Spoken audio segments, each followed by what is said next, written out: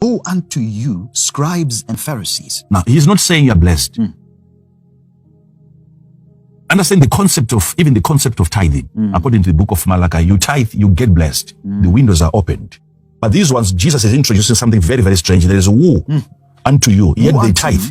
Scribes and Pharisees, hypocrites. For ye pay tithe of mint and anise. You see, the subject is on tithe. They are tithing faithfully, and yet he's calling them hypocrites.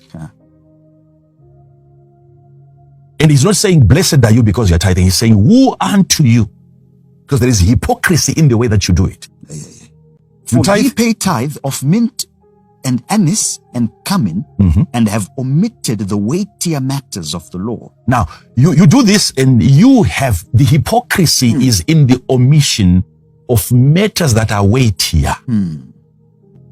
When Jesus says that what you have omitted are weightier matters, he's simply trying to let you know that tithe is the simplest thing that any hypocrite can do. What you have chosen to omit are weightier matters. You have gone for lighter ones. And yet this is a major subject. This is a serious issue in Christendom. According to Jesus, Jesus is saying he's blaming them for going for the basics. Something that requires no energy. It requires no effort. Whether that was in the Old Testament, but how God rates it. I'm giving you this because when we talk about excelling in giving, there must be a standard that was set. When Jesus tells you that there are matters that are weightier, thank God he himself did not omit those matters that are weightier. And he specified that those weightier matters are also part of the law. And what you're going to hear there are not the 10 Commandments. We have heard people saying that we cannot tithe anymore because we are no longer under the law. So tithe is part of the law. So that ought to be omitted under the New Testament. All right? So let's listen at the other laws that are weightier.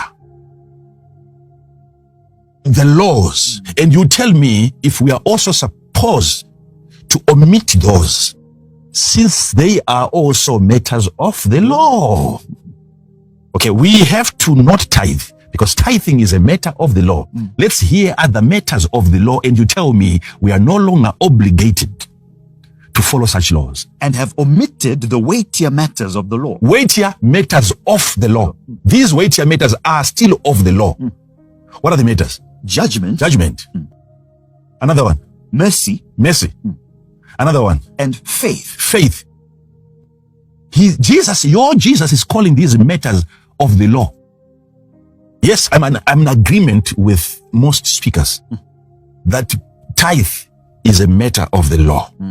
And people say we are no longer under the law.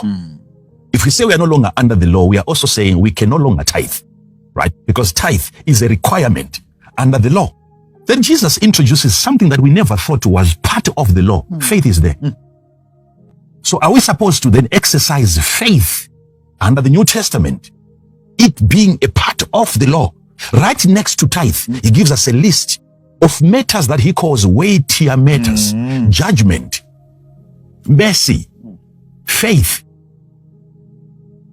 And then he goes on to say, this idea, this aspect of tithe, you, of course, were supposed to do it and not to leave other matters unattended. These ought ye to have done, and not to leave the other undone. People don't understand what the law is. According to my understanding of the law, the Bible tells me that the law of the Spirit of life in Christ Jesus has set me free from the law of sin and death. What is setting me free is another law. What is that law? If you say we are no longer under the law, you must really pinpoint accurately what is the law that you're no longer under and what has set you free from such a law. It is yet another law that has to be observed. What does it specify? For the law of the Spirit of life in Christ Jesus hath made me free from the law of sin and death. You are always set free from the law by another law. You break a law, another law gets you arrested. So, God had to make use of another law.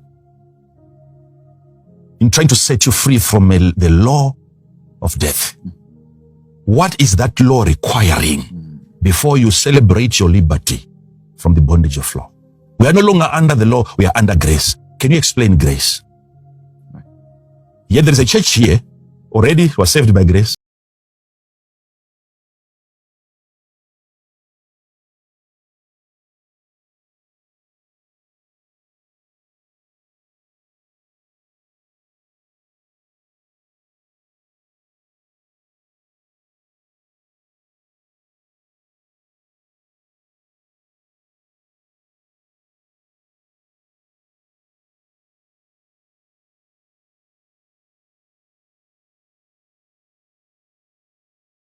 Jesus, not Apostle Paul.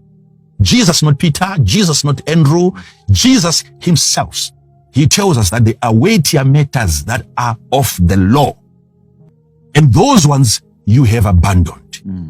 You have omitted. And you went